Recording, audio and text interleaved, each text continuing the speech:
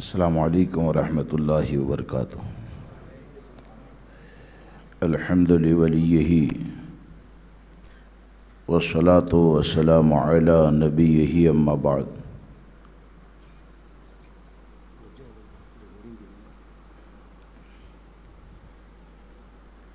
فاعوذ باللہ من الشیطان الرجیم، بسم اللہ الرحمن الرحیم۔ وَأْمُرْ بِالْمَعْرُوفِ وَانْهَ عَنِ الْمُنْكَرِ وَاصْبِرْ عَلَى مَا أَصَابَكَ إِنَّ ذَلِكَ مِنْ عَزْمِ الْأُمُورِ صدق اللہ العظیم۔ إِنَّ اللَّهَ وَمَلَائِكَتَهُ يُصَلُّونَ عَلَى النَّبِيِّ يَا أَيُّهَا الَّذِينَ آمَنُوا صَلُّوا عَلَيْهِ وَسَلِّمُوا تَسْلِيمًا۔ اللہم صلی علی سیدنا و مولانا محمد معدن الجود والکرم و آلہ و اصحابہ وبارک وسلم صلاة و سلاما علیک یا سیدی یا رسول اللہ صلی اللہ تبارک و تعالی علیک وسلم۔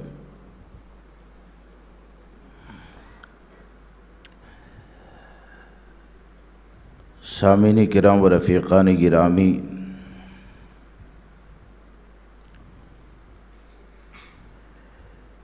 چند باتیں آپ کے سامنے عرض کرتا ہوں۔ اللہ تبارک و تعالی مجھے آپ کو سب کو عمل کی توفیق عطا فرمائے، اور حقیقت یہی ہے کہ صحیح معنوں میں پروگرام کا فائدہ اسی وقت ہوتا ہے جب کہنے والے سننے والے دونوں میں عمل کا جذبہ پایا جاتا ہو، اور صرف یہ کہ سن لینا اور سن کر عمل نہ کرنا یہ حقیقت میں بہت بڑے نقصان کا ذریعہ ہوتا ہے۔ ایمان عقیدے کی اہمیت کے حوالے سے اور موجودہ دور کے جو فتنے ہیں جن کی بنیاد پر لوگوں کا دین خطرے میں پڑ جاتا ہے، تو ایسے لوگوں کے حوالے سے ہماری اور بالخصوص عوام اہل سنت کی ذمہ داریاں کیا ہے، بس اسی کے حوالے سے چند باتیں عرض کروں گا۔ حدیث پاک میں ہے جس کا خلاصہ کہ لوگ دو طرح کے ہوتے ہیں۔ کتنے طرح کے؟ دو طرح کے لوگ ہوتے ہیں، دو قسم کے لوگ ہوتے ہیں۔ ایک تو وہ لوگ ہیں کہ جن کے ہاتھ میں اللہ تبارک و تعالیٰ نے خیر کی کنجی رکھی ہے، یعنی بھلائی کی چابی جس کے ہاتھ میں رکھی گئی ہے، اور شر یعنی برائی کے لیے جس کو تالا بنایا ہے۔ اور ایک وہ لوگ ہیں کہ جن کے ہاتھ میں شر یعنی برائی کی کنجی رکھی گئی ہے اور ان کو بھلائی کے لیے تالا بنایا گیا ہے۔ مطلب یہ ہوا کہ لوگوں میں بعض ایسے ہوتے ہیں کہ جو جہاں جاتے ہیں اپنے قول سے اپنے عمل سے خیر کا راستہ لوگوں کو بتاتے ہیں، یا ان کے قول اور عمل سے بھلائی کا دروازہ کھل جاتا ہے اور برائی کا دروازہ بند ہو جاتا ہے۔ اور بعض وہ ہیں کہ وہ اگر جائیں تو اپنے قول و فعل سے برائی کا دروازہ کھولتے ہیں۔ اب آقا کریم صلی اللہ تعالیٰ علیہ وسلم نے وہ جماعت کہ جن کے ہاتھ میں بھلائی کی چابی رکھی گئی ہے، اس مقدس جماعت کے حوالے سے ہمارے آقا صلی اللہ تعالیٰ علیہ وسلم نے 1500 سال پہلے دعا فرمائی اور ارشاد فرمایا، مبارکبادی ہے، بشارت ہے اس جماعت کے لیے کہ جس کے ہاتھ میں اللہ نے خیر کی چابی رکھی ہے اور شر کے لیے تالا بنایا ہے۔ اب اگر آپ یہ حدیث مبارکہ دیکھیں تو خیر کی چابی اور شر کے لیے تالا، تو خیر کسے کہتے ہیں، بھلائی کسے کہا جاتا ہے؟ قرآن و حدیث نے، شریعت مطہرہ نے، ہمارے بزرگوں نے جس چیز کو بھلائی کہہ دیا تو اسے خیر اور بھلائی کہا جاتا ہے۔ تو آپ حقیقت میں امام اہل سنت سرکار سیدی اعلیٰ حضرت فاضل بریلوی رضی اللہ تبارک و تعالیٰ عنہ کو دیکھیں تو آپ کو امام اہل سنت کی تعلیمات آپ کے قول و فعل کے ذریعے یہی نظر آئے گا کہ امام احمد رضا اس حدیث کے ایسے مصداق ہیں اور جن کے ہاتھ میں اللہ نے خیر کی چابی کو رکھا ہے۔ تو امام احمد رضا خیر کی اس چابی کو کہا جاتا ہے کہ امام احمد رضا بریلی شہر کے اندر پیدا ہوتے ہیں، لیکن خیر کی ایسی چابی ہے کہ امام احمد رضا کا قلم چلتا ہے تو عشق مصطفیٰ پیدا ہو جاتا ہے۔ امام احمد رضا شر کے لیے ایسے تالے ہیں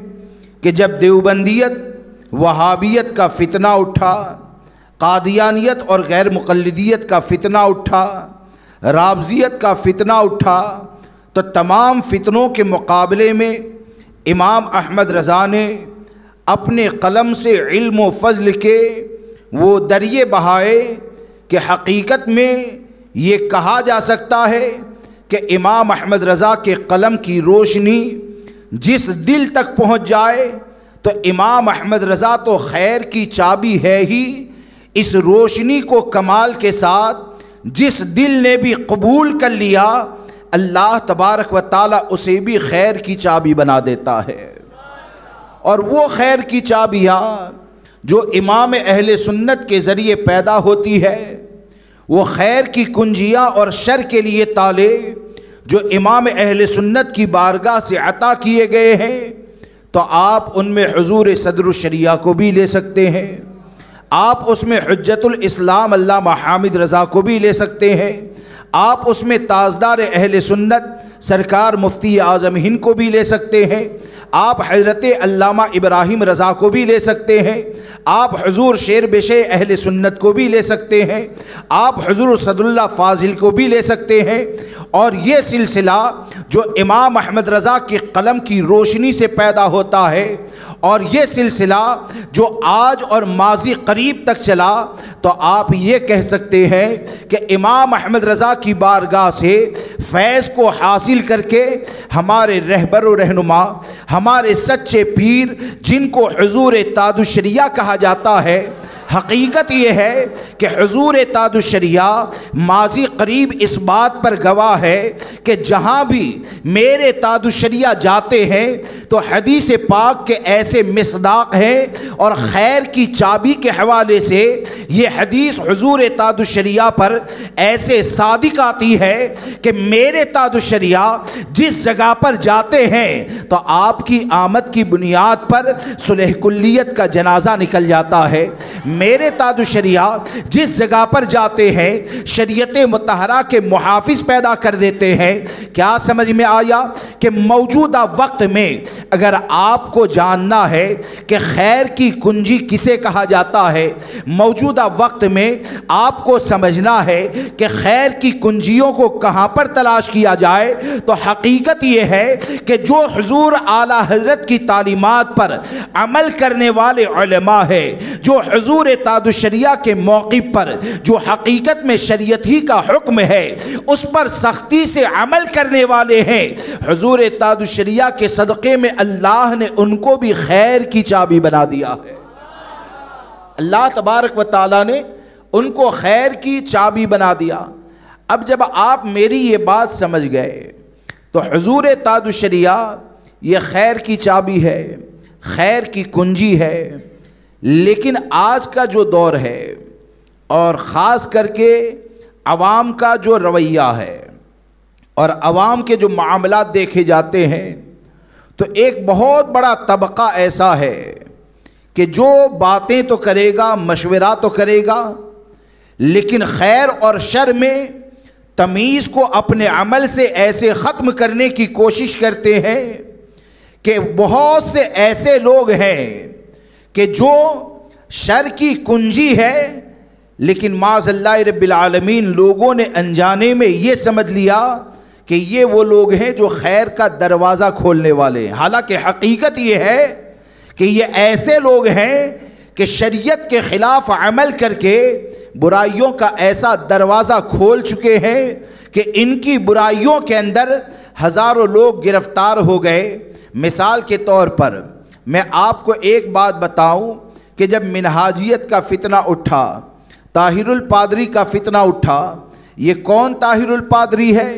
کہ علماء اہل سنت کا اس بات پر اتفاق ہے کہ اشرف علی تھانوی، رشید گنگوہی، قاسم نانوتوی، خلیل امبیٹوی یہ اپنی کفریہ عبارتوں کی بنیاد پر کافر و مرتد ہے، اور جو بھی ان کے کفریہ عقیدے کو جانے اور جاننے کے بعد ان کے کفر یا عذاب میں شک کرتا ہے وہ بھی کافر و مرتد ہے۔ یہ پوری امت کا فیصلہ ہے، یہ تمام علماء کا فیصلہ ہے، لیکن یہ کہ طاہر ایسے شر کی کنجی بن کر نکلتا ہے کہ جو دیوبندیوں کو کافر کہنے سے انکار کر دیتا ہے۔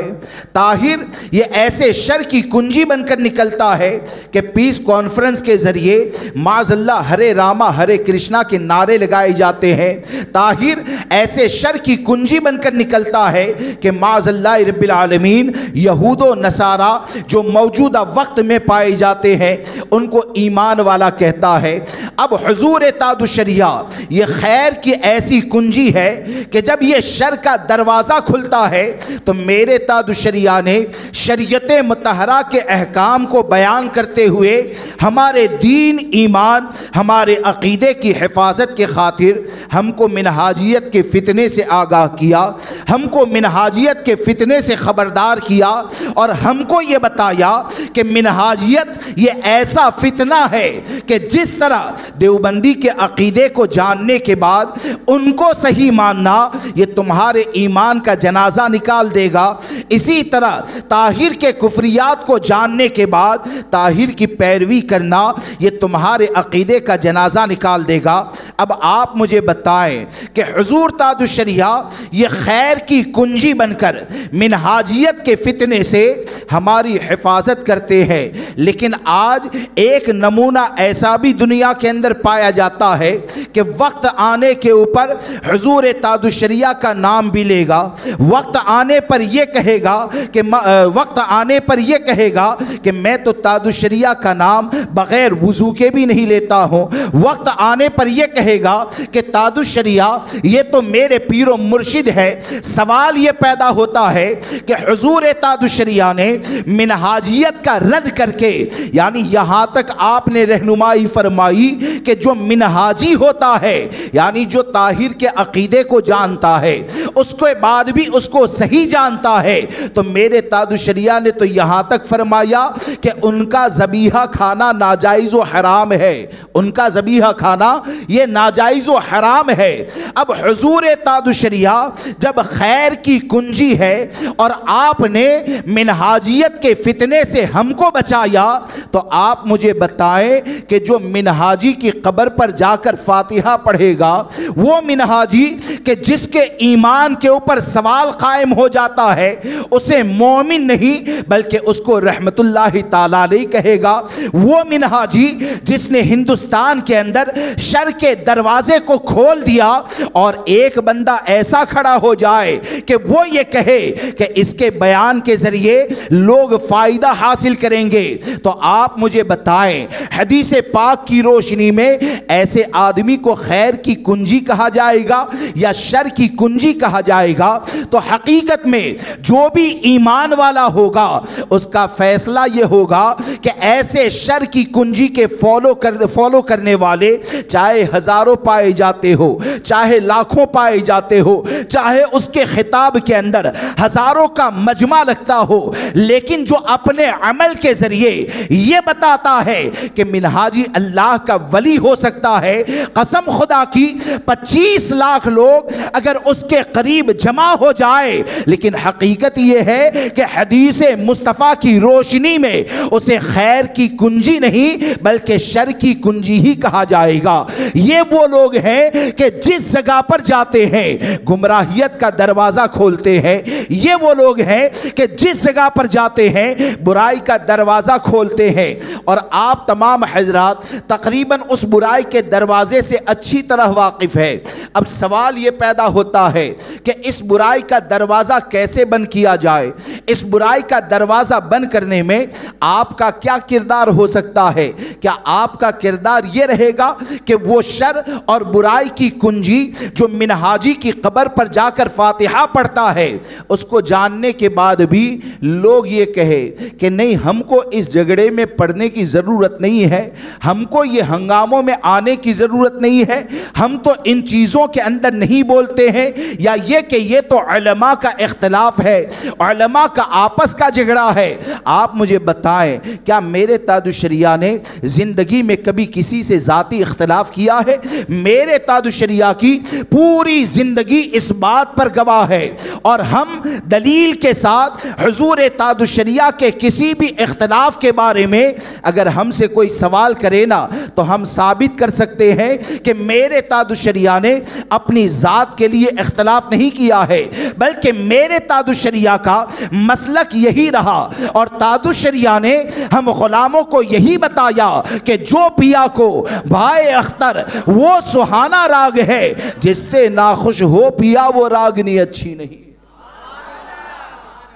اگر میری بات سمجھ میں آ رہی ہے تو آپ بتائیے کہ منہاجیت کے فتنے کے مقابلے میں، یا یہ کہ منہاجی کو جو رحمت اللہ علیہ کہتا ہے، اگر اس کے مقابلے میں اگر آپ خاموش ہو جائے، اگر ایسے لوگوں کا آپ بائیکاٹ نہ کریں، تو آپ نے کبھی اس نقصان کے بارے میں سوچا ہے؟ آپ نے کبھی اس نقصان کے بارے میں غور کیا ہے کہ اتنے بڑے فتنوں کا دروازہ کھولا جاتا ہے، اور یہ کہتے ہیں کہ امت کا شیراجہ منتشر نہیں ہونا چاہیے، تو امت کا شیراجہ منتشر منہاجی کی قبر پر فاتحہ پڑھنے سے منتشر ہوتا ہے نا۔ جو حضور تاج الشریعہ اور شریعت کا حکم ہے، اگر اسی پر عمل کیا جائے تو یہ امت کا شیراجہ منتشر نہیں ہوتا ہے، بلکہ منہاجیت کا جنازہ نکلتا ہے اور ایمان کی حفاظت ہوتی ہے۔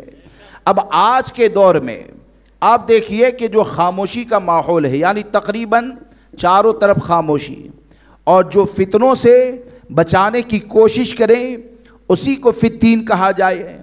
آئیے میں ایک حدیث مبارکہ آپ کے سامنے عرض کرتا ہوں، حدیث پاک کا خلاصہ، کہ اگر برائیوں کے مقابلے میں، یعنی جو شر کی چابیاں ہیں ان کے مقابلے میں اگر خاموش رہیں گے تو نقصان کیا ہے؟ آج لوگ کیا دیکھتے ہیں کہ بھائی اس کے فالوورز کتنے ہیں، کیا دیکھتے ہیں؟ وہ لچھے دار بولتا ہے کہ نہیں، اس کی زبان کیسی ہے؟ تو اس بات کو یاد رکھ کر چلیں کہ فالوورز اگر برائی پر 25 لاکھ جمع ہو جائے نا، تو حقیقت یہ ہے کہ وہ فالوورز سچائی کی دلیل نہیں ہے۔ ہمارے تاج الشریعہ نے ہم کو یہ بتایا کہ ایک ہی آدمی ہو اور حق پر قائم ہو جائے تو اسی ایک کو سواد اعظم کہتے ہیں، اسی ایک کو سواد اعظم کہا جاتا ہے۔ اب آج کا جو دور ہے وہ آپ ہر فیلڈ کے اندر دیکھ لیں، عقیدے سے لے کر عمل تک کے معاملے میں لوگوں کی یہ زبانیں بنتی جا رہی ہے کہ جو خاموش رہے وہ اچھا ہوتا ہے، جو خاموش رہے وہ اچھا ہوتا ہے۔ میں تو یہ کہتا ہوں کہ جو امام اہل سنت سرکار سیدی اعلیٰ حضرت فاضل بریلوی رضی اللہ تبارک و تعالیٰ عنہ کو ماننے والا ہے نا، وہ برائیوں کے مقابلے میں خاموشی کو کبھی اچھا سمجھ ہی نہیں سکتا ہے۔ کیوں کہ آج ہمارے درمیان جو اہل سنت و جماعت کی بہاریں نظر آتی ہے نا، وہ امام اہل سنت کے خاموش رہنے سے نظر نہیں آتی ہے، بلکہ باطلوں کا رد کرنے سے نظر آتی ہے۔ امام اہل سنت نے جو باطلوں کا رد کیا اس سے یہ بہاریں نظر آتی ہے، اور اگر خاموش رہا جائے، اور بہت سے لوگ کہتے ہیں نا کہ بھائی فلاں بہت اچھا ہے، بولے کہ کیوں اچھا ہے؟ بولے کہ وہ تو کچھ بولتے نہیں۔ تو آپ دیکھیے ایک حدیث پاک میں اگر برائیوں کے مقابلے میں خاموش رہا جائے تو اس کا نقصان کیا ہے؟ اگر اس کو آپ نے سمجھ لیا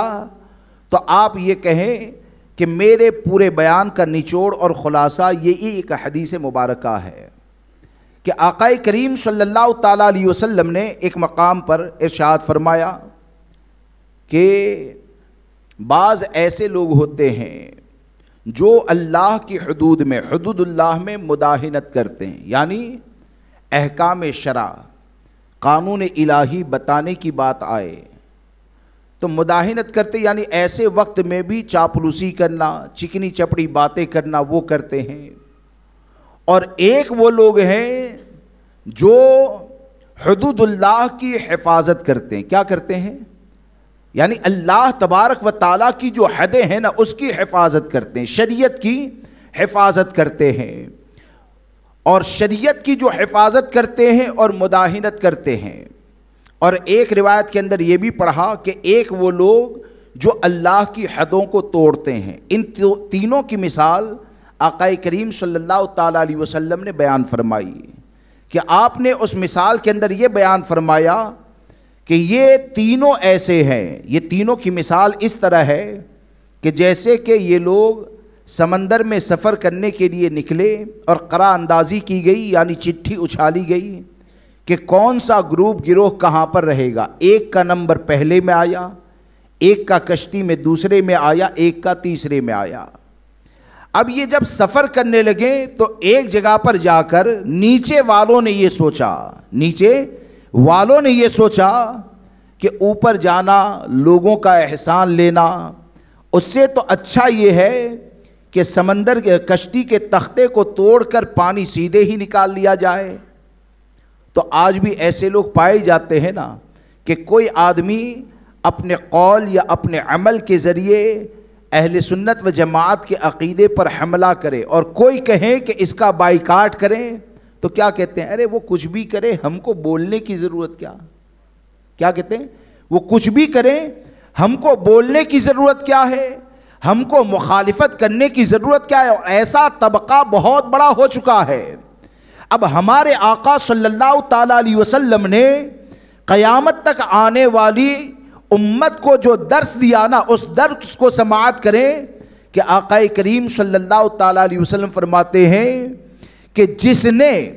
وہ تختہ توڑنے والے کے ہاتھ کو پکڑا، یعنی جس کو شریعت کی حفاظت کرنے والا کہا گیا ہے نا، تو ہمارے آقا فرماتے ہیں کہ جس نے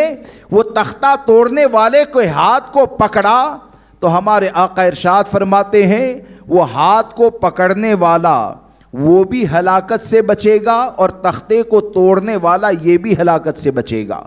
اور اگر اس کو آزاد چھوڑ دیا گیا تو آقا کریم صلی اللہ تعالیٰ علیہ وسلم فرماتے ہیں کہ وہ خود بھی ڈوبے گا اور وہ بھی ڈوبے گا۔ یعنی آپ نے اس مثال کے ذریعے قیامت تک ہونے والے فتنوں کے حوالے سے ہم کو اس انداز میں آگاہ کیا کہ معاشرے میں جب عقیدے اور عمل کے بارے میں اگر کوئی خرابی پیدا ہوتی ہے تو خرابی کو دیکھ کر یہ نہ سوچا جائے کہ یہ خرابی تو فلاں شہر کے اندر پیدا ہو گئی، میرا شہر تو محفوظ ہے، ہم کو رد کرنے کی کیا ضرورت ہے، میرا محلہ تو سیف ہے، دوسرے علاقے میں یہ برائی ہے، مجھے کرنے کی کیا ضرورت ہے۔ اس حدیث کے ذریعے ہم کو یہ بتایا گیا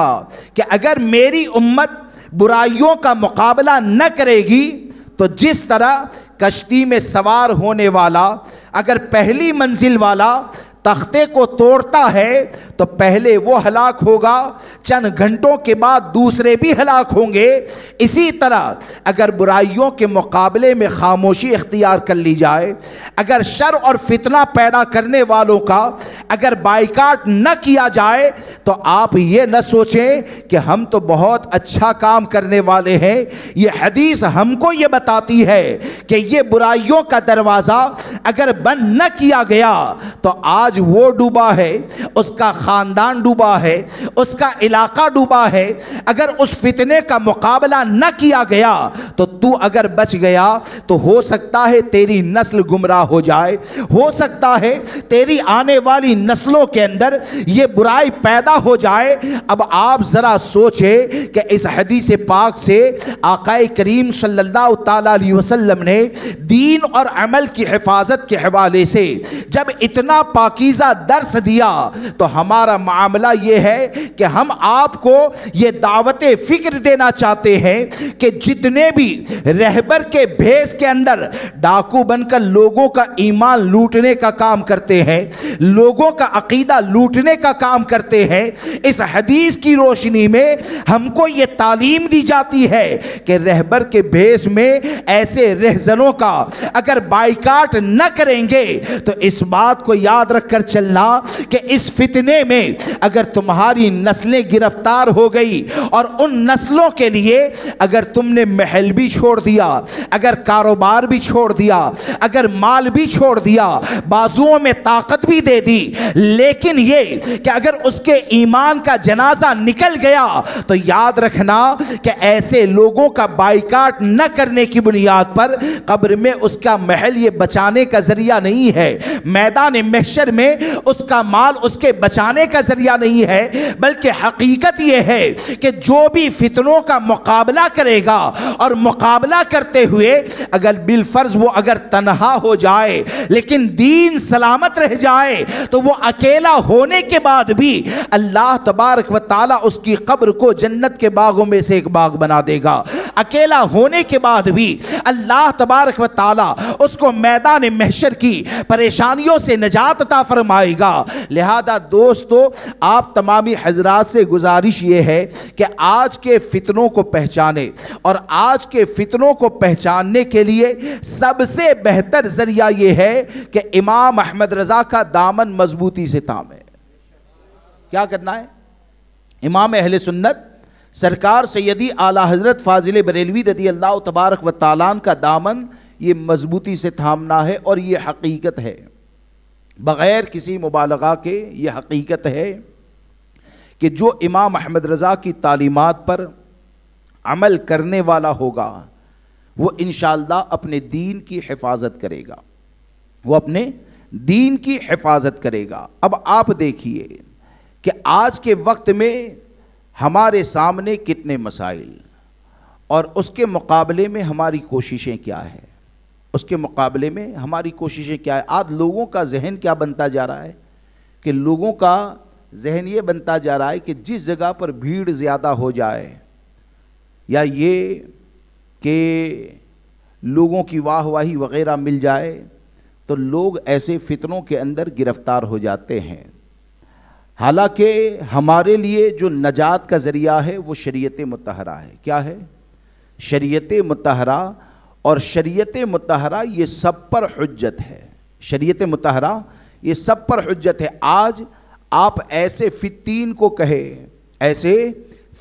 کو کہے کہ منہاجی کی قبر پر فاتحہ کیوں پڑھی، تو فالوورز کیا کہتے ہیں معلوم ہے؟ یہ فاتحہ پڑھنے والا وہ تو بولے کہ 500 لوگوں کو داڑھی رکھوایا ہے، وہ فاتحہ پڑھنے والا وہ تو 700 لوگوں کو عمامہ بندھوایا ہے۔ تو کیا تم نے یہ سمجھ لیا کہ 500 لوگوں کو داڑھی رکھوائی تو اب تم کو اجازت ہے معاذ اللہ جو چاہے کرو؟ کیا 700 لوگ اگر تمہارے کہنے سے نمازی ہو گئے تو معاذ اللہ کیا اس کا مطلب یہ ہے کہ اب جو چاہے کریں گے، شریعت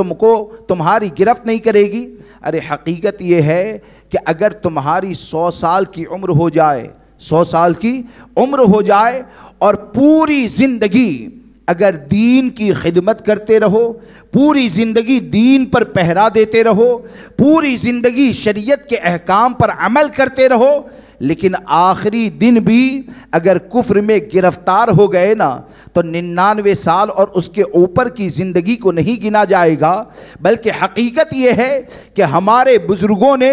ہم کو یہ بتایا کہ دین اسلام کا معاملہ یہ ہے، مذہب اسلام کا معاملہ یہ ہے کہ ہمارا مذہب وہ کہتا ہے کہ جب بھی کوئی سوال کرے گا تو سائل کے سوال کا جواب دینا یہ ایک رہبر اور رہنما کے لیے ضروری ہوتا ہے۔ مثال کے طور پر آج یہ جو کہا جاتا ہے نا کہ ہمارے فلاں صاحب ہے، یعنی اگرچہ منہاجی کی قبر پر فاتحہ پڑھی، اور بعض تو ایسے جملے کہہ دیتے ہیں کہ تم کو اس کے علاوہ آتا کیا ہے، تم کو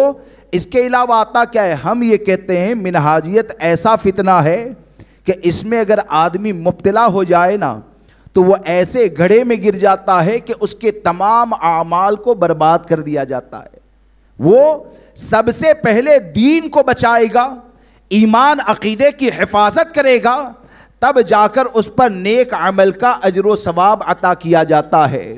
اب آج کے وقت میں لوگوں کو ایموشنل کرنے کے لیے جو 500 لوگوں پر کام کرنے کی دلیل دی جاتی ہے، ہزاروں لوگوں کو کھانا تقسیم کروانے کی دلیل دی جاتی ہے، تو آپ کو میں سرکار سیدنا فاروق اعظم رضی اللہ تبارک و تعالیٰ کا ایک واقعہ عرض کر کے اپنی گفتگو کو آگے بڑھاؤں کہ فاروق اعظم رضی اللہ تبارک و تعالیٰ یہ کون ہے۔ فاروق اعظم وہ ہیں کہ جن کو دیکھ کر شیطان یہ راستہ بدل دیتا ہے۔ فاروق اعظم کون ہے؟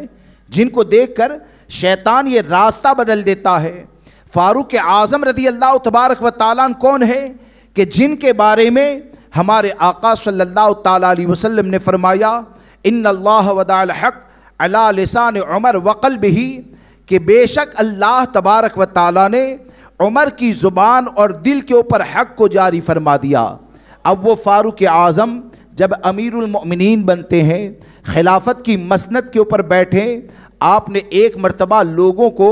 اپنے واعظ و نصیحت کے اندر فرمایا، اے لوگو میری بات کو سنو اور میری فرما برداری کرو۔ غالباً سلیمان نامی ایک شخص کھڑا ہوتا ہے، اور کھڑے ہونے کے بعد وہ عرض کرتا ہے کہ آپ کی بات نہیں سنی جائے گی اور آپ کی فرما برداری ہم نہیں کریں گے۔ کیا کہا؟ آپ کی بات نہیں سنی جائے گی اور آپ کی فرما برداری ہم نہیں کریں گے۔ حالانکہ اگر دیکھا جائے تو سامنے والے کو خاموش کرنے کے لیے کیا فاروق اعظم یہ نہیں کہہ سکتے تھے کہ تو کس کی فرما برداری سے انکار کرتا ہے کہ جس کی زبان کے بارے میں امام الانبیاء نے فرمایا جس کی زبان کے بارے میں امام الانبیاء صلی اللہ تعالیٰ علیہ وسلم نے فرمایا کہ اس کی زبان پر اللہ نے حق کو جاری فرما دیا، تو جب تیرے نبی نے، ہمارے نبی نے میری زبان کے بارے میں کہہ دیا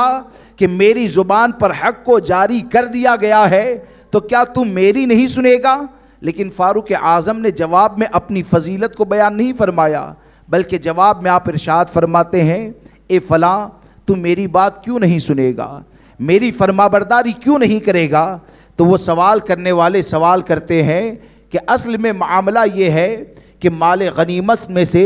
جو چادریں تقسیم کی گئی ہے تو ہر کسی کا چادر سے ایک لباس بنتا ہے، لیکن آپ جس لباس میں خطبہ دے رہے ہیں نا تو آپ کا پورا جوڑا بن گیا، تو یہ ڈبل چادر آپ کے پاس آئی کہاں سے؟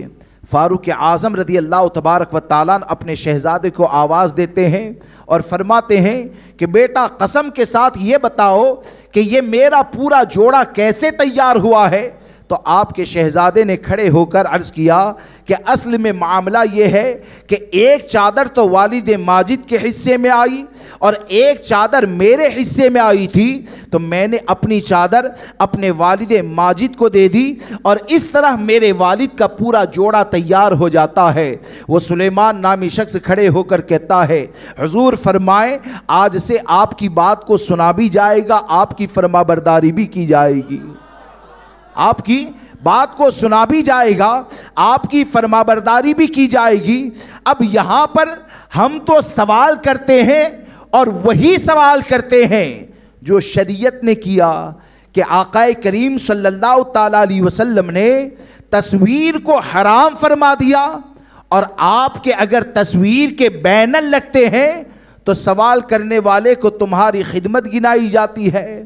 آپ ذرا دیکھیں کہ کفریہ جیسے معاملات یا قریب کفر چیزوں کے اندر گرفتار ہو جاتے ہیں، اگر آپ سے سوال کیا جائے تو آپ کہتے ہیں کہ ہمارے شہر میں تو ہم اتنا بڑا کام کرتے ہیں۔ تو اس بات کو یاد رکھ کر چلیں کہ ہمارا معاملہ یہ ہے کہ ایسے لوگوں سے بچیں، ایسے لوگوں سے پرہیز کریں، اور اگر پرہیز نہیں کیا جائے گا تو حقیقت یہ ہے کہ پرہیز نہ کرنے والوں کے لیے گمراہیت کا دروازہ کھل سکتا ہے، پرہیز نہ کرنے والوں کے لیے فتنے کا دروازہ کھل سکتا ہے۔ لہذا سرکار سیدی اعلیٰ حضرت فاضل بریلوی رضی اللہ تبارک و تعالیٰ کی جو تعلیمات ہے وہ تعلیمات ہم کو یہ بتاتی ہے کہ ہم اپنے دین، ایمان، عقیدے کی حفاظت کریں۔ اب آپ دیکھیں کہ آج کے وقت میں فتنے کیسے پیدا ہوتے ہیں، اور اس کو بھی معاذ اللہ رب العالمین دین کے نام سے لوگوں کے درمیان مشہور کیا جاتا ہے، یعنی ہم دین کا کام کرتے ہیں۔ کیا کہا جاتا ہے؟ ہم دین کا کام کرتے ہیں۔ ایک مثال میں آپ کو دیتا ہوں۔ مثال کے طور پر کہ 5 لاکھ لوگ اگر کوئی کام کریں، 5 لاکھ لوگ اگر کوئی کام کرتے ہیں، اور جب انہوں نے وہ کام کر لیا تو وہ سب مل کر یہ کہتے ہیں کہ ہم نے کام کیا، لیکن یہ کہ وہ 5 لاکھ لوگوں کے بارے میں ہمارے آقا صلی اللہ تعالیٰ علیہ وسلم یہ فرما دیں کہ اس نے کام نہیں کیا، اس نے حرام کیا۔ کیا کہیں؟ ہمارے آقا فرما دیں کہ اس نے حرام کیا، تو آپ کی آواز کس کے ساتھ ہونی چاہیے؟ 5 لاکھ لوگوں کے ساتھ ہونی چاہیے، یا آقا کریم صلی اللہ تعالیٰ علیہ وسلم کے فرمان کو دل سے لگانا چاہیے؟ ارے بولیے، میں آپ سے سوال کروں، بول میں رہا ہوں، ایسا لگ رہا ہے گھبرا آپ رہے ہیں، ایسا تو نہیں ہے نا؟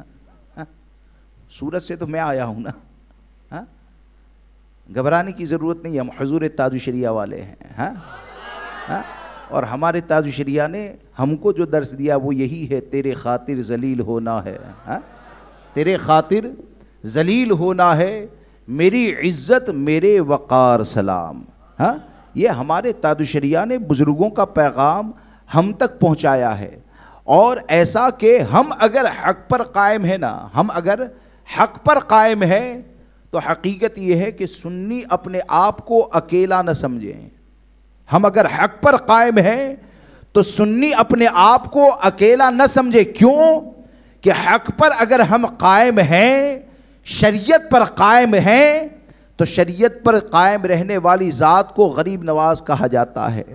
اور غریب نواز کی راہ پر جو چلے گا تو میرے غریب نواز وہ ہے کہ وہ اپنی قبر انور سے بھی اگر ہماری تائید فرمائے تو اکیلے ہو کر بھی ہزاروں پر غالب ہم ہی آ سکتے ہیں۔ اگر حق پر قائم ہیں تو شریعت پر قائم رہنے والی ذات کو غوث اعظم کہا جاتا ہے، اور غوث اعظم دنیا اگرچہ تائید نہ کریں، دنیا میں اگرچہ اکیلے ہو جائیں، لیکن یہ کہ اللہ کی عطا سے غوث اعظم ہم غلاموں کو جانتے ہیں کہ میرا غلام میری راہ پر قائم ہونے کی کوشش کر رہا ہے، میری راہ پر چلنے کی کوشش کر رہا ہے، تو حقیقت یہ ہے کہ اکیلے ہو جاؤ گے، لیکن غوث اعظم اگر پش پناہی فرمائے تو پورے زمانے کے اوپر پش پناہی حاصل کرنے والا وہی غالب آتا ہے۔ کیوں؟ کہ غوث اعظم رضی اللہ تبارک و تعالیٰ کی بارگاہ وہ بارگاہ ہے کہ ان کی بارگاہ سے اگر پشت پناہی مل جائے تو وہ اکیلے میں بھی انجمن کا کام کیا کرتا ہے، وہ اکیلے میں انجمن کا کام کیا کرتا ہے۔ اب آپ میری یہ بات سمجھ گئے ہو کہ سرکار صلی اللہ تعالیٰ علیہ وسلم جس چیز کو حرام فرما دے، پہلی بات میری یاد رکھ کر چلیں کہ اگر برائیوں کا مقابلہ نہ کیا اور ایسے لوگوں کو اگر ساتھ دیا نا، تو ایسے لوگوں کا ساتھ دینا یہ حقیقت میں باطل کی قوت کو بڑھاتا ہے۔ غلط لوگوں کو ساتھ دینا اور غلط لوگوں کا سپورٹ کرنا، اور وہ بھی شرعی معاملات میں، تو وہ باطل کی قوت کو ایسے بڑھاتا ہے کہ کل تیری آنے والی نسل اگر اپنے دین کی حفاظت کی کوشش کرے گی نا، تو یہی لوگ تیری اولاد کے ایمان کا جنازہ نکالنے کی کوشش کریں گے۔ اس لیے ہم کو ہر تکلیف اٹھانی ہے، پریشانی اٹھانی ہے، اور زخم کھا کر یہ نہ سوچے کہ ہم تو ذلیل ہو گئے۔ اگر شریعت مصطفیٰ کی حفاظت کے خاطر اگر تم کو قدم قدم پر ذلیل کیا جائے تو یہ دنیا والوں کو لگے گا کہ اس کو زخم دیا جا رہا ہے، اور حقیقت یہ ہے کہ ہر زخم تم کو جنت سے قریب کر دے گا، ہر زخم تم کو بارگاہ رسالت صلی اللہ تعالیٰ علیہ وسلم سے قریب کر دے گا۔ اب میری اس بات کو سمجھ گئے ہیں کہ ہم کو شریعت کے ساتھ رہنا ہے، تو آپ دیکھیں کہ یہاں پر آپ کے شہر میں دیکھا اور کچھ حالات جو سمجھ میں آئے، تو اس سے کئی ایسے لوگ یا کئی ایسے معاملے سامنے آتے ہیں کہ لوگوں کی روش جو ہو گئی، یعنی ایک طرف تو اعلیٰ حضرت کا نام بھی لینا ہے، اور ایک طرف معاملہ یہ ہوتا ہے کہ غلط لوگوں کے ساتھ کھڑے بھی ہونا ہے۔ جیسے کہ ایک نشہ وغیرہ کے حوالے سے کچھ کام کیا جائے تو بھائی مسلمانوں کو نشے سے بچانا یہ اچھی بات ہے، شراب نوشی سے بچانا یہ اچھی بات ہے، اور اس کا اجر و ثواب اللہ تبارک و تعالیٰ عطا فرمائے گا۔ لیکن یہ کہ آپ مجھے یہ بتائیں کہ ایک شرابی سے جو دوستی ہوتی ہے اس کا نقصان زیادہ ہے یا وہابی کی دوستی کا نقصان زیادہ ہے؟ ہاں، وہابی کی دوستی کا نقصان زیادہ ہے نا، کیونکہ وہابی کی جو دوستی ہے، دیوبندیت اور وہابیت سے جو قریب ہونا ہوتا ہے نا، تو وہ تو ایسا ہوتا ہے کہ اگر اس کے جال کے اندر پھنس گئے تو تمہارا ایمان چلا جائے گا۔ شرابی کی صحبت سے بھی بچنا ہے، ہر حرام کام سے بچنا ہے، لیکن یہ کہ ایک طرف لوگوں کے دل میں شراب کی نفرت ڈال لے، اور نفرت ڈالنے کے لیے معاذ اللہ رب العالمین ایسی تنظیموں کا نام اگر پوسٹر میں اور تمہارے بینر میں آنے لگے، یا ایسی تنظیموں کے نام کو مشہور کیا جائے کہ جیسے کہ ہلال فاؤنڈیشن جس کو کہا جاتا ہے، کہ جو بد مذہبوں کی تنظیم آپ کے مالیگاؤں میں ہے، اور نشے کے حوالے سے اگر کچھ کام کرنا چاہیں تو سوال یہ پیدا ہوتا ہے کہ سنیوں کو شراب سے بچانے کے لیے ہم کو بد مذہب تنظیم کے نام کو ڈالنے کی ضرورت کیا ہے؟ اس کے سپورٹ کی ضرورت کیا ہے؟ کیا مسلمان کو نشہ چھڑانے کے لیے قرآن کی آیت کو پیش کرنا یہ کافی نہیں ہوتا ہے؟ کیا مسلمان کو نشے سے بچانے کے لیے آقا کریم صلی اللہ تعالیٰ علیہ وسلم کا فرمان سنانا یہ کافی نہیں ہوتا ہے؟ کیا مسلمان کو نشے سے بچانے کے لیے صحابہ کرام کا کردار بتانا یہ کافی نہیں ہوتا ہے؟ جب کافی ہوتا ہے تو حقیقت یہ ہے کہ ہلال فاؤنڈیشن کے نام سے جو لوگ ان کے ساتھ اگر اتحاد کرتے ہیں، اور اتحاد کو یعنی باہر والے تو جانتے نہیں ہلال فاؤنڈیشن کیا ہے، یہاں پر ویڈیو کے ذریعے ہزاروں کا مجمع دکھا دیا جائے اور باہر والے دیکھتے ہیں کہ یہ آیا ہے، یہ تو اتنا بڑا رہبر بن کر آیا ہے کہ اپنے شہر میں ہزاروں کو جمع کر دیا، لیکن شہر جانتا ہے کہ یہ رہبر کی صورت میں ایسا بھیڑیا ہے، یہ رہبر کی صورت میں یہ ایسا رہزن ہے کہ ایک طرف شراب سے بچانے کی بات تو کی جاتی ہے، اور دوسری طرف معاذ اللہ رب العالمین اہل سنت و جماعت کے لوگوں کو بد مذہبوں سے قریب کیا جاتا ہے، اور بد مذہبوں سے اگر وہ قریب کیا جاتا ہے یا یہ کہ کسی بد مذہب تنظیم کی تعظیم کی جاتی ہے، اور اس کی تعظیم کرنے سے اگر 25 لاکھ لوگ جمع ہو جائے تو لوگ کیا کہتے ہیں؟ ارے بہت بڑا کام کر دیا، بہت بڑا کارنامہ انجام دے دیا۔ پھر سے میرا آپ سے سوال ہے کہ اگر بد مذہبوں کی تائید لے کر اگر 25 لاکھ لوگوں کو یا پوری دنیا کو اگر جمع کر دیں تو ایک رہبر کی صورت میں رہزن یہ کہتا ہے کہ ہم نے اپنے شہر کے اندر دین کا کام کیا، اب اس کی زبان یہ کہتی ہے کہ دین کا کام کیا، اور آقا کریم صلی اللہ تعالی علیہ وسلم کی زبان مبارکہ سے جو جملے نکلے ہیں وہ جملے یہ ہے کہ ہمارے آقا ارشاد فرماتے ہیں من وقر صاحب بدعہ فقد اعان علی ہدم الاسلام، کہ جو کسی بد مذہب کی تعظیم کرتا ہے وہ گویا کہ اسلام کو برباد کرنے میں مدد کرتا ہے۔ میرا سوال آپ سے ہے کہ ہلال فاؤنڈیشن یا کسی بھی بد مذہب یا دیوبندی وہابی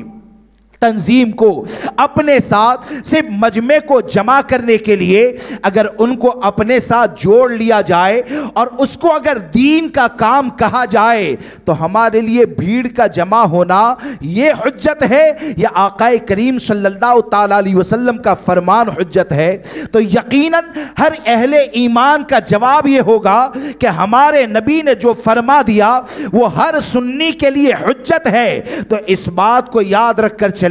کہ جو بد مذہبوں سے قریب لے جانے والا ہے، جو بد مذہبوں کی تعظیم کرنے والا ہے، جو بد مذہبوں کے حوالے سے لوگوں کے دل میں نرمی کو پیدا کرنے والا ہے، حقیقت جانے وہ چاہے 24 گھنٹہ امامے کے ساتھ رہے، وہ چاہے 24 گھنٹہ غوث اعظم کا نام لیتا رہے، وہ چاہے 24 گھنٹہ سنیوں سے ہمدردی کی بات کرتا رہے، حقیقت یہ ہے کہ ہمارے بزرگوں کی فکر اور تعلیمات مصطفیٰ ہم کو یہ بتاتی ہے کہ بد مذہبوں سے قریب لے جانے والا یہ کبھی بھی تمہارا رہبر نہیں ہو سکتا ہے، اور حقیقت میں جتنے بھی مجمع کو جمع کر لے اس کو دین و سنیت کا کام نہیں بلکہ فرمان مصطفیٰ کی روشنی میں اسلام کو برباد کرنے میں مدد کہا جاتا ہے۔ میری بات سمجھ میں آ رہی ہے؟ اس کو اسلام کو برباد کرنے میں مدد کہا جاتا ہے۔ لہذا دوستو کم سے کم اتنا علم حاصل کریں اور حضور سرکار سیدی اعلیٰ حضرت فاضل بریلوی رضی اللہ تبارک و تعالیٰ کی تعلیمات پر سختی سے عمل کریں، اور اس بات کو یقین سے جانیں کہ اگر شریعت پر قائم رہیں، دین ایمان عقیدہ اگر سلامت ہے تو یہ دین ایمان عقیدے کی حفاظت کرنا یہ ہمارے لیے نجات کا ذریعہ ہے، یہ ہمارے لیے بخشش کا ذریعہ ہے۔ اور سرکار اعلیٰ حضرت فاضل بریلوی رضی اللہ تبارک و تعالیٰ کی تعلیمات یہ اتنی پاکیزہ تعلیمات ہے کہ بخدا جو اعلیٰ حضرت سرکار کو پڑھ لینا تو امام اہل سنت کو پڑھنا۔ بلکہ اکثر میں ایک بات کہتا ہوں کہ آپ دیکھیں بزرگان دین بے شمار آئے، بزرگان دین بے شمار آئے، امام اہل سنت سرکار سیدی اعلیٰ حضرت فاضل بریلوی رضی اللہ تبارک و تعالیٰ سے بھی بڑے مقام اور مرتبے والے دنیا کے اندر تشریف لائے، لیکن میں نے جہاں تک پڑھا یہ جتنے بھی فتنے آج پیدا ہو رہے ہیں، اور یہ جو فتنہ ہے نا، بغیر کسی زیادتی اور مبالغہ کے میں یہ کہہ سکتا ہوں کہ ایسے صلح کلیت کا فتنہ پیدا کرنے والے یا منہاجیت کو سپورٹ کرنے والے اپنے قول فعل عمل کے ذریعے یہ ہمارے لیے دیوبندی اور وہابی سے زیادہ خطرناک ہوتے جا رہے ہیں۔ دیوبندی وہابی سے، کیونکہ دیوبندی جو ہے نا تو دیوبندی کا لیبل لگ جاتا ہے نا تو سنی سمجھ جاتا ہے کہ یہ تو بھائی دیوبندی ہے، لیکن یہاں پر آج بھی سنیت کا لیبل ہوتا ہے، اور سنیت کا لیبل لگا کر معاذ اللہ وہ مال بیچا جاتا ہے جس کا اہل سنت و جماعت سے کوئی تعلق نہیں ہوتا ہے، جس کا اہل سنت و جماعت سے کوئی لینا دینا نہیں ہوتا ہے۔ تو آپ دیکھیں کہ امام اہل سنت فاضل بریلوی، میں تو یہ اعلیٰ حضرت سرکار کی کرامت کہوں گا، سرکار صلی اللہ تعالیٰ علیہ وسلم کا ایک معجزہ یہ امام احمد رضا ہے، غوث اعظم رضی اللہ تبارک و تعالیٰ کی کرامت اور عطا یہ امام احمد رضا فاضل بریلوی رضی اللہ تبارک و تعالیٰ ہے کہ بے شمار بزرگان دین آئے۔ میں نے یعنی میرے مطالعے تک بات کرتا ہوں، دوسرے کی بات نہیں کرتا، مجھ سے بھی زیادہ ہزاروں علم والے ہیں، لاکھوں ہیں، لیکن امام احمد رضا نے جو جملے ارشاد فرمائے نا مجھے کسی اور بزرگ کی کتاب میں نہیں ملے۔ وہ جملے کیا ہے؟ میرا دین و مذہب وہی ہے جو میری کتابوں سے ظاہر ہے، اس پر قائم رہنا ہر فرض سے اہم فرض ہے، نہ جانے میرے بعد کون آئے کیسی بات بتائے، میں قبر سے اٹھ کر سمجھانے والا نہیں۔ اب یہ جو اعلیٰ حضرت نے فرمایا میرا دین و مذہب وہی ہے جو میری کتابوں سے ظاہر ہے، اس پر قائم رہنا ہر فرض سے اہم فرض ہے۔ لوگ کہتے ہیں یہ مسلک اعلیٰ حضرت کا نعرہ آیا کہاں سے؟ ہم یہ کہتے ہیں کہ مسلک اعلیٰ حضرت کا نعرہ تو خود اعلیٰ حضرت نے ہم کو عطا فرمایا ہے۔ یعنی یہ پوری عبارت کو اگر آپ پڑھ لیں تو مسلک اعلیٰ حضرت کو کی اگر تشریح کی جائے یا مسلک اعلیٰ حضرت کا جسے فل فارم کہا جاتا ہے تو یہ عبارت ہے، اور اسی کو اگر مختصر کر دیا جائے تو اسے مسلک اعلیٰ حضرت کہا جاتا ہے۔ اگر مختصر کر دیں تو اسے مسلک اعلیٰ حضرت کہا جاتا ہے۔ تو اعلیٰ حضرت سرکار نے یہ کیوں فرمایا پتہ ہے؟ نہ جانے میرے بعد کون آئے کیسی بات بتائے۔ ہاں، یعنی ایسے بھی آ سکتے ہیں نا کہ اعلیٰ حضرت کا نام لیں گے، ایسے بھی آ سکتے ہیں کہ اعلیٰ حضرت کا نام لے کر بہت چلائیں گے، لیکن یہ کہ تعلیمات امام احمد رضا سے دور لے جائیں گے۔ تو امام احمد رضا نے غوث اعظم کی عطا بن کر ہم کو یہ تحفہ عطا فرمایا کہ ہم آئے، آپ ہو چاہے دنیا کا کوئی بھی ہو، اگر آپ کو رہبر اور رہزن کے درمیان اگر فرق کو محسوس کرنا ہے تو ہر بولنے والے کی زبان کو تعلیمات امام احمد رضا کے مطابق دیکھا جائے، ہر کرنے والے کے عمل کو تعلیمات امام احمد رضا کے مطابق دیکھا جائے۔ اگر امام احمد رضا کی تعلیمات کے مطابق اگر آپ ہر بولنے والے کو دیکھیں گے تو وہ جبہ پہن کر بھی دھوکہ نہیں دے پائے گا، بلکہ جبے میں اگر رہبر ہے امام احمد رضا کا قلم اسے بھی پہچانوا دے گا، اگر جبے کے اندر کوئی ڈاکو آ جاتا ہے امام احمد رضا کی تعلیم اسے بھی ظاہر کر دے گی، اگر متقی آئے گا تو متقی کا تقوی یہ اعلیٰ حضرت کی کتاب بتائے گی، اگر گمراہ آئے گا تو گمراہ کی گمراہیت یہ اعلیٰ حضرت کی کتاب بتائے گی، اگر گستاخ آئے گا تو گستاخ کی گستاخی یہ امام احمد رضا کی کتاب بتائے گی۔ لہذا دوستو اپنے دین ایمان عقیدے کی حفاظت کریں، اور ہم سب پر لازم یہ ہے کہ جن فتنوں کے بارے میں ہمارا مرکز بریلی شریف ہم کو خبردار کرتا ہے، میرے حضور تاج الشریعہ نے جن فتنوں سے ہم کو خبردار کیا ہے، تو حقیقت یہ ہے کہ کوئی یہ نہ سوچے کہ تاج الشریعہ کا کوئی ذاتی معاملہ پایا جاتا تھا،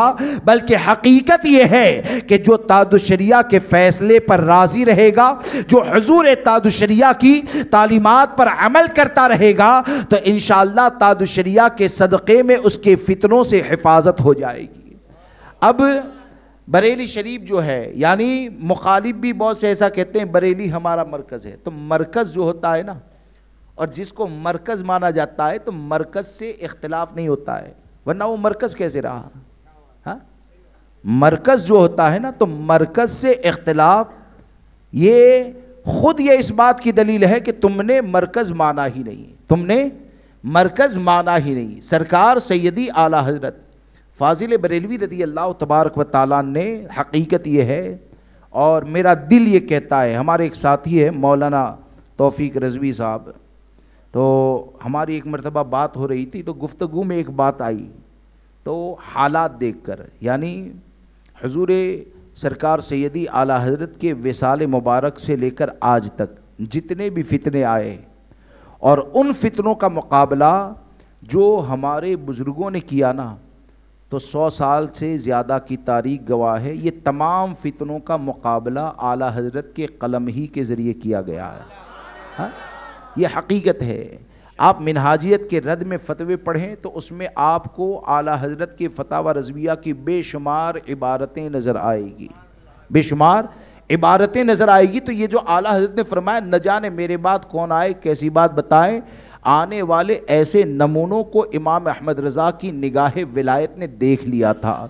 اور امام احمد رضا کی تعلیمات وہ ہے کہ دل یہ کہتا ہے کہ ہماری بات چل رہی تھی کہ جیسے آج کا پرفتن دور ہے نا، تو ایسا محسوس ہوتا ہے کہ حضرت امام مہدی کے ظہور تک امام احمد رضا کا قلم یہ فتنوں کا مقابلہ کرے گا انشاءاللہ۔ امام مہدی کے ظہور تک جو فتنے پیدا ہوں گے ان فتنوں کا مقابلہ انشاءاللہ امام احمد رضا کا قلم کرے گا، اور امام احمد رضا کی امام احمد رضا نے بریلی کو اپنی خدمات، اپنے علم و فضل کے ذریعے جو مرکز بنایا، تو مرکز امام احمد رضا نے بنایا. تو یہ مرکز بنا کیسے؟ آج اصل میں لوگوں کا مزاج کیا ہو گیا ہے پتہ ہے؟ لوگوں کا مزاج یہ ہو گیا کہ وہ جو ہے نا کہ علماء کا اختلاف رحمت ہے، تو اس کو اتنے غلط انداز میں پیش کر دیا کہ اگرچہ شریعت کے لیے اختلاف کیا جائے، بولے کہ پھر بھی یہ علماء کا اختلاف تو رحمت ہی مانا جائے گا. اور ایسے کہ وہ جو منہاجی کی قبر پر فاتحہ پڑھنے والا ہے، وہ جس کے ساتھ اسٹیج پہ جاتا ہے نا، تو معاذ اللہ اس کا معاملہ یہ کہ وہ سرکار مفتی اعظمین کی کھلی گستاخی کرنے والا. تو کیا ولی کو گالی دینا یہ رحمت ہوتا ہے؟ یہ کس نے کہا؟ ولی کو گالی دینا یہ رحمت ہوتا ہے؟ مجدد کی عظمت پر حملہ کرنا کیا یہ رحمت ہوتا ہے؟ ارے حقیقت یہ ہے کہ دنیا کے جتنے بھی اولیاء کرام ہیں، ہر ولی کی خدمت ہم کو یہ بتاتی ہے کہ اگر واقعی میں سچی دین سے محبت کرنے والے ہو تو اللہ کا ولی کسی بھی سلسلے سے تعلق رکھنے والا ہو، ہر ولی کے غدار کا بائیکاٹ کرنا یہ سنی پر واجب ہے. ہر ولی کے غدار کا بائیکاٹ کرنا یہ ہر سنی پر واجب ہے. اور یہاں پر حال یہ ہوتا ہے کہ مفتی اعظمین سرکار رحمت اللہ تعالی علیہ کے گالی دینے والے کو گلے لگایا جاتا ہے، گالی دینے والے کو گلے لگایا جاتا ہے، اس سے اتحاد کیا جاتا ہے، اور پھر یہ کہا جاتا ہے کہ آج کے دور میں اختلاف بہت ہو گیا، یہ تو علماء کا اختلاف ہے. تو ذرا یہ تو بتاؤ کہ مفتی اعظمین رحمت اللہ تعالی علیہ جب تک اپنی ظاہری حیات میں تھے، اس زمانے کے تمام بزرگوں نے اپنا مقتدا اور پیشوا یہ مفتی اعظمین رحمت اللہ تعالی علیہ کو مانا ہے. اور مفتی اعظمین رحمت اللہ تعالی علیہ کے تقوی کی پورا زمانہ گواہی دیتا ہے. تو متقی سے محبت ہونی چاہیے، اس کی جگہ پر دشمنی کا اعلان کرنے والے سے اتحاد کرنا یہ اس بات کی دلیل ہے کہ تعلیمات امام احمد رضا کو تم چھوڑ چکے ہو. اور جو ایسے چھوڑنے والے ہیں، ہر سنی پر فرض ہے کہ چاہے وہ تمہارے مالیگاؤں کا فتنہ ہو، چاہے باہر کا فتنہ ہو، چاہے کسی بھی شہر سے تعلق رکھنے والا ہو، ہمارا معاملہ یہ ہونا چاہیے کہ جو بھی امام احمد رضا کا بغض رکھنے والا ہے یا اہل سنت و جماعت کے خلاف اپنی زبان کو کھولنے والا ہے، تو اگر اپنے دین کی حفاظت کرنی ہے تو ایسے فتنوں کا بائیکاٹ کیا جائے گا. اور ان کا بائیکاٹ کرنا یہ فتنہ نہیں ہے، بلکہ اپنے دین کی اور اپنے آنے والے نسلوں کی ایمان کی حفاظت کرنا ہے، اپنے آنے والے نسلوں کی ایمان کی حفاظت کرنا ہے. اب کہتے ہیں کہ بریلی شریف مرکز نہیں رہا، معاذ اللہ. کیا کہتے ہیں؟ بریلی شریف مرکز نہیں رہا. بریلی شریف کو مرکز عقیدت بھی کہتے ہیں اور مرکز علم بھی کہتے ہیں، الحمدللہ. اور صرف کہتے نہیں ہیں، دل سے الحمدللہ مانتے ہیں. کیا کہتے ہیں؟ دل سے بریلی شریف کو اپنا مرکز مانتے ہیں. اب بریلی شریف کی مرکزیت، تو میں تو یہ کہتا ہوں کہ بریلی شریف جو ہمارا مرکز ہے نا، یعنی بریلی شریف کو مرکز اہل سنت کہا جاتا ہے. اب جب مرکز اہل سنت کہا گیا تو اس کا مطلب تو یہی نا کہ وہ جگہ جو ہمارے دین، ایمان، عقیدے کی حفاظت کرے. یعنی اس کو ہم نے مرکز بنایا ہے اپنے دین کی، ایمان کی، عقیدے کی حفاظت کے خاطر. تو بریلی شریف مرکز علمی بھی ہے، مرکز عقیدت بھی ہے. اور میں تو یہ کہتا ہوں فرض کر لو، الحمدللہ زمانہ آج بھی وہاں پر اہل علم سے خالی نہیں رہا ہے، ہاں، اور انشاءاللہ آنے والا وقت بھی خالی نہیں ہوگا. لیکن بالفرض اگر مان لو کہ بریلی شریف میں کوئی بھی نہ رہے نا، پھر بھی بریلی ہی ہمارا مرکز رہے گا. ہاں، بالفرض مان لو کوئی بھی نہ رہے، پھر بھی بریلی ہمارا مرکز رہے گا. کیوں مرکز رہے گا؟ کہ یہ مرکز اہل سنت ہے. کون ہے؟ یہ مرکز اہل سنت ہے. اور بریلی یہ جو مرکز اہل سنت بنانا، تو یہ کیسے بنا؟ اگر اس کی تاریخ اگر آپ کو دیکھنی ہے تو امام احمد رضا کی 1000 سے زائد کتابوں کو دیکھیں تو امام احمد رضا کی 1000 سے زائد کتابوں نے بریلی کو ہمارا مرکز بنایا ہے۔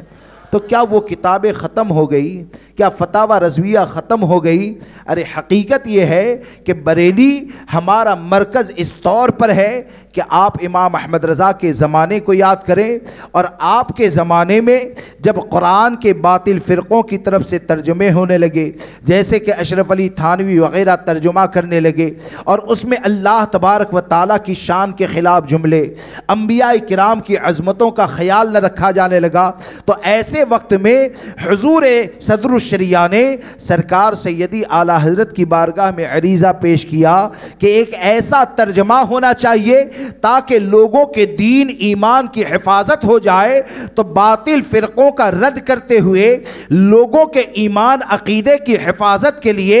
امام احمد رضا نے کنز الایمان جو تحریر فرمایا نا، تو یہ کنز الایمان وہ ہے کہ جس جگہ پر جاتا ہے وہ پڑھنے والا یہ کہتا ہے کہ بریلی آج بھی مرکز اہل سنت ہے۔ کیوں کہ کنز الایمان کو پڑھیں گے تو یہ ایمان کے خزانے سے ہمارا دین اور ایمان محفوظ رہے گا، تو جس جگہ سے دین کی حفاظت ہوتی ہے اسی کو مرکز اہل سنت کہا جاتا ہے۔ آج بھی الحمدللہ دین ایمان کی حفاظت ہوتی ہے۔ اسی طرح آپ دیکھیں کہ دیوبندیت وہابیت کا فتنہ اٹھا اور یہ عقیدہ لوگوں کو دینے کی کوشش کی گئی کہ دافع البلا یعنی مصیبت کو دور کرنے والے سرکار صلی اللہ تعالیٰ علیہ وسلم کو نہیں مان سکتے ہیں، حضرت علی کو نہیں مان سکتے ہیں، مختار کائنات نہیں مان سکتے ہیں۔ جب لوگوں کے دل سے حضور کی عظمت کو ختم کرنے کی کوشش کی